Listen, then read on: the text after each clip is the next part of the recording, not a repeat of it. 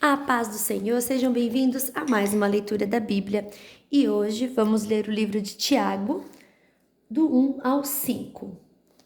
Capítulo 1, 2, 3, 4 e 5. Tiago, capítulo 1, saudação.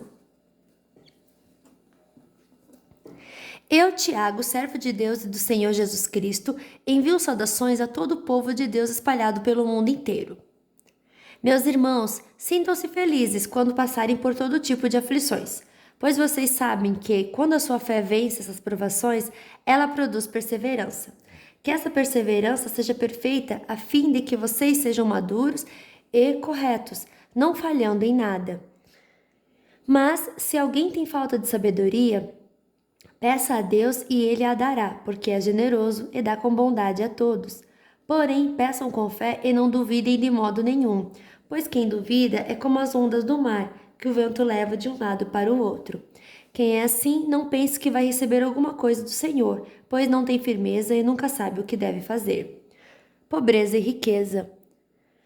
O irmão que é pobre deve ficar contente quando Deus faz com que ele melhore de vida. E quem é rico deve sentir o mesmo quando Deus faz com que piore de vida. Pois quem é rico desaparecerá como a flor da erva do campo. Quando o sol brilha forte e o seu calor queima a planta, aí a flor cai e a sua beleza é destruída. Do mesmo modo, quem é rico será destruído no meio dos seus negócios. Provas e tentações. Feliz é aquele que nas aflições continua fiel, porque depois de sair aprovado dessas aflições, receberá como prêmio a vida que Deus promete aos que o amam. Quando alguém for tentado, não diga: esta tentação vem de Deus, pois Deus não pode ser tentado pelo mal e ele mesmo não tenta ninguém. Mas as pessoas são tentadas quando são atraídas e enganadas pelos seus próprios maus desejos. Então esses desejos fazem com que o pecado nasça, e o pecado, quando já está maduro, produz a morte.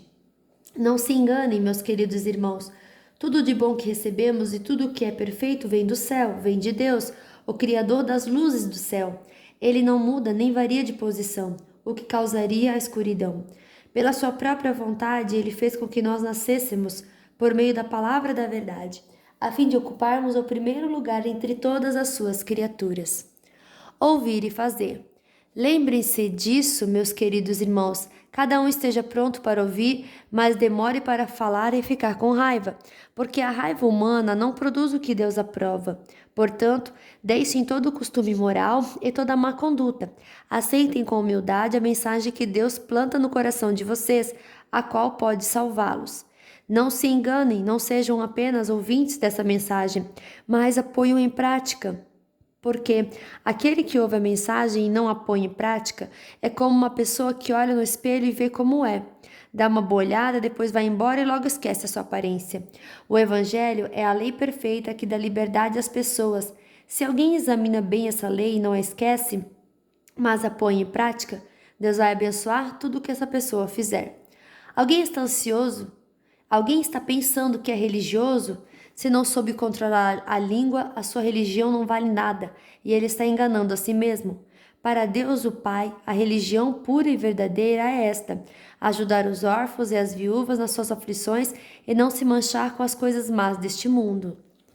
Capítulo 2. Tratamento igual para todos. Meus irmãos, vocês que creem no nosso glorioso Senhor Jesus Cristo, nunca tratem as pessoas de modo diferente por causa da aparência delas. Por exemplo, entra na reunião de vocês um homem com anéis de ouro e bem vestido, e entra também outro, pobre, vestindo roupas velhas. Digamos que vocês tratam melhor o que está bem vestido e dizem: este é o melhor lugar, sente-se aqui. Mas dizem ao pobre: fique de pé, ou sente-se aí no chão perto dos meus pés. Nesse caso, vocês estão fazendo diferença entre vocês mesmos e estão se baseando em maus motivos para julgar o valor dos outros.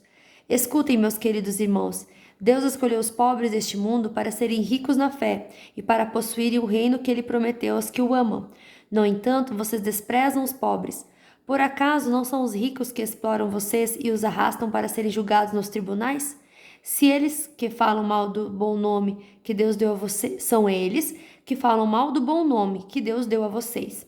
Se vocês obedecerem à lei do reino, estarão fazendo o que devem, pois nas Escrituras Sagradas está escrito: ame os outros como você ama a você mesmo. Mas se vocês tratam as pessoas pela aparência, estão pecando. E a lei os condena como culpados. Porque quem quebra um só mandamento da lei é culpado de quebrar todos. Pois o mesmo que disse, não cometa adultério, também disse, não mate. Mesmo que você não cometa adultério, será culpado de quebrar a lei e se matar. Falem e vivam como pessoas que serão julgadas pela lei que nos dá a liberdade. Quando Deus julgar, não terá misericórdia das pessoas que não tiveram misericórdia dos outros. Mas as pessoas que tiveram misericórdia dos outros não serão condenados no dia do juízo final. Fé e ação. Meus irmãos, que adianta alguém dizer que tem fé se ela não vier acompanhada de ações? Será que essa fé pode salvá-lo, por exemplo? Pode haver irmãos ou irmãs que precisam de roupa e que não têm nada para comer. Se vocês não lhes dão o que eles precisam para viver, não adianta nada dizer que Deus os abençoe. Vistam agasalhos e comam bem. Portanto, a fé é assim: se não vier acompanhada de ações, é coisa morta. Mas alguém poderá dizer: você tem fé e eu tenho ações? E eu respondo: então me mostre como é possível ter fé sem que ela seja acompanhada de ações. Eu vou lhe mostrar a minha fé por meio das minhas ações. Você quer somente um Deus? Ótimo! Os demônios também creem e temem de medo. Seu tolo, vou lhe provar que a fé sem ações não vale nada? Como é que o nosso antepassado Abraão foi aceito por Deus? Foi pelo que fez quando ofereceu seu filho Isaque sobre o altar. Veja como a sua fé e as suas ações agiram juntas. Por meio das suas ações, a sua fé se tornou completa. Assim aconteceu que as Escrituras Sagradas dizem: Abraão creu em Deus e por isso Deus o aceitou, e Abraão foi chamado de amigo de Deus. Assim vocês veem que a pessoa é aceita por Deus por meio das suas ações e não somente pela fé. Foi o que aconteceu com a prostituta Raabe, quando hospedou os espiões israelitas e os ajudou a sair da cidade por outro caminho. Deus a aceitou pelo que ela fez. Portanto, assim como o corpo sem o espírito está morto, assim também a fé sem ações está morta. Capítulo 3. Dominar a língua.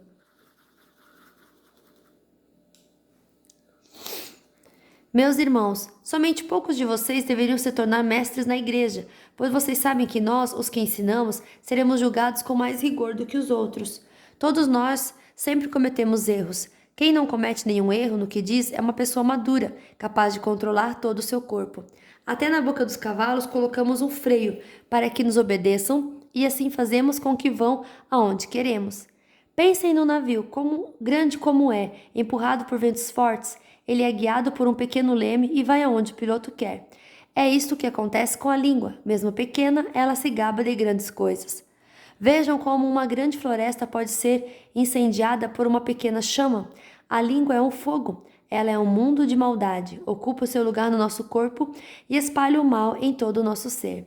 Com o fogo que vem do próprio inferno, ela põe toda a nossa vida em chamas.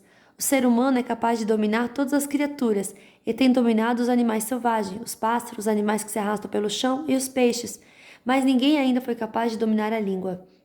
Ela é má, cheia de veneno mortal e ninguém a pode controlar. Usamos a língua tanto para agradecer ao Senhor e Pai, como para amaldiçoar as pessoas que foram criadas parecidas com Deus. Da mesma boca saem palavras, tanto de agradecimento como de maldição. Meus irmãos, isso não deve ser assim. Por acaso, pode a mesma fonte jorrar água doce e água amarga?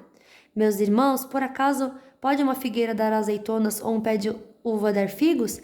Assim também uma fonte de água salgada não pode dar água doce. A verdadeira sabedoria. Existe entre vocês alguém que seja sábio e inteligente? Pois então que prove isso pelo seu bom comportamento, pelas suas ações praticadas com humildade e sabedoria. Mas se no coração de vocês existe inveja, amargura e egoísmo, então não mintam contra a verdade, gabando-se de serem sábios. Essa espécie de sabedoria não vem do céu, ela é deste mundo, é da nossa natureza humana e é diabólica. Pois onde há inveja e egoísmo, há também confusão e todo tipo de coisas más. A sabedoria que vem do céu é antes de tudo pura e é também pacífica, bondosa e amigável. Ela é cheia de misericórdia, produz uma colheita de boas ações, não trata os outros pela sua aparência e é livre de fingimento. Pois a bondade é a colheita produzida pelas sementes que foram plantadas, pelos que trabalham em favor da paz. Capítulo 4. Amizade com o mundo. De onde vêm as lutas e as brigas entre vocês? Elas vêm dos maus desejos que estão sempre lutando dentro de vocês. Vocês querem muitas coisas, mas, como não podem tê-las, estão prontos até para matar a fim de consegui-las. Vocês as desejam ardentemente, mas, como não conseguem possuí-las, brigam e lutam. Não conseguem o que querem porque não pedem a Deus. E quando pedem, não recebem porque os seus motivos são maus. Vocês pedem coisas a fim de usá-las para os seus próprios prazeres. Gente fiel, será que vocês não sabem que ser amigo do mundo é ser inimigo de Deus? Quem quiser ser amigo do mundo se torna inimigo de Deus. Não pensem que não quer dizer nada esta passagem das Escrituras Sagradas. O Espírito que Deus pôs em nós está cheio de desejos violentos, porém a bondade que Deus mostra é ainda mais forte, pois as Escrituras Sagradas dizem: Deus é contra os orgulhosos, mas é bondoso com os humildes. Portanto, obedeçam a Deus e enfrente o diabo, que ele fugirá de vocês. Cheguem perto de Deus e ele chegará perto de vocês. Lavem as mãos, pecadores. Limpem o coração, hipócritas. Fiquem tristes, gritem e chorem. Mudem as suas risadas em choro e a sua alegria em tristeza. Humilhem-se diante do Senhor e ele os colocará numa posição de honra. O hábito de julgar os outros.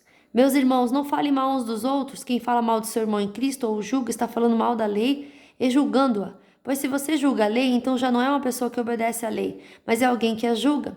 Deus é o único que faz as leis e o único juiz. Só ele pode salvar ou destruir. Quem você pensa que é para julgar os outros? O futuro a Deus pertence. Agora escutem vocês que dizem: hoje ou amanhã iremos a tal cidade e ali ficaremos um ano fazendo negócios e ganhando muito dinheiro. Vocês não sabem como será a sua vida amanhã, pois vocês são como uma neblina passageira que aparece por algum tempo e logo depois desaparece. O que vocês deveriam dizer é isto: se Deus quiser, estaremos vivos e faremos isto ou aquilo. Porém, vocês são orgulhosos e vivem se gabando. Todo esse orgulho é mau. Portanto, comete pecado a pessoa que sabe fazer o bem e não faz. Capítulo 5. Aviso aos ricos. Agora, ricos, escutem, chorem e gritem pelas desgraças que vocês vão sofrer. As suas riquezas estão podres e as suas roupas finas estão comidas pelas traças. O seu ouro e a sua prata estão cobertos de ferrugem, e essa ferrugem será testemunha contra vocês, e como fogo comerá o corpo de vocês. Nesses últimos tempos, vocês têm amontoado riquezas e não têm pago os salários das pessoas que trabalham nos seus campos. Escutem as suas reclamações, os gritos dos que trabalham nas colheitas têm chegado até os ouvidos de Deus, o Senhor Todo-Poderoso. Vocês têm tido uma vida de luxo e prazeres aqui na terra, e estão gordos como gado pronto para matadouro. Vocês têm condenado e matado os inocentes e eles não podem fazer nada contra vocês. Vários conselhos. Por isso, irmãos, tenham paciência até que o Senhor venha. Vejam como o lavrador espera com paciência que a sua terra dê colheitas preciosas. Ele espera pacientemente pelas chuvas do outono e da primavera. Vocês também precisam ter paciência. Não desanimem, pois o Senhor virá logo. Irmãos, não se queixem uns dos outros para não serem julgados por Deus. O juízo está perto, pronto para vir. Lembrem dos profetas que falaram em nome do Senhor e os tomem como exemplo de paciência nos momentos de sofrimento. E nós achamos que eles foram felizes por terem suportado o sofrimento com paciência. Vocês têm ouvido a respeito da paciência de Jó e sabem como, no final, Deus o abençoou, porque o Senhor é cheio de bondade e de misericórdia. Acima de tudo, meus irmãos, quando vocês prometerem alguma coisa, não jurem pelo céu, nem pela terra, nem por nada mais. Digam somente sim quando forem sim e não quando for não, para que Deus não os condene. Se algum de vocês está sofrendo, ore. Se alguém está contente, cante hinos de agradecimento. Se algum de vocês está sofrendo, se algum de vocês estiver doente, que chame os presbíteros da igreja para que façam oração e ponham azeite na cabeça dessa pessoa em nome do Senhor. Essa oração feita com fé salvará a pessoa doente. O Senhor lhe dará saúde e perdoará os pecados que tiver cometido. Portanto, confessem os seus pecados uns aos outros e façam oração uns pelos outros, para que vocês sejam curados. A oração de uma pessoa obediente a Deus tem muito poder. O profeta Elias era um ser humano como nós. Ele orou com fervor para que não chovesse, e durante 3 anos e meio não choveu sobre a terra. Depois orou outra vez, e então choveu, e a terra deu a sua colheita. Meus irmãos, se algum de vocês se desviar da verdade e outro o fizer voltar para o bom caminho, lembre disto: quem fizer um pecador voltar do seu mau caminho salvará da morte esse pecador e fará com que muitos pecados sejam perdoados. Fim da nossa leitura de hoje. Que Deus abençoe a sua vida poderosamente. E até amanhã. Tchau!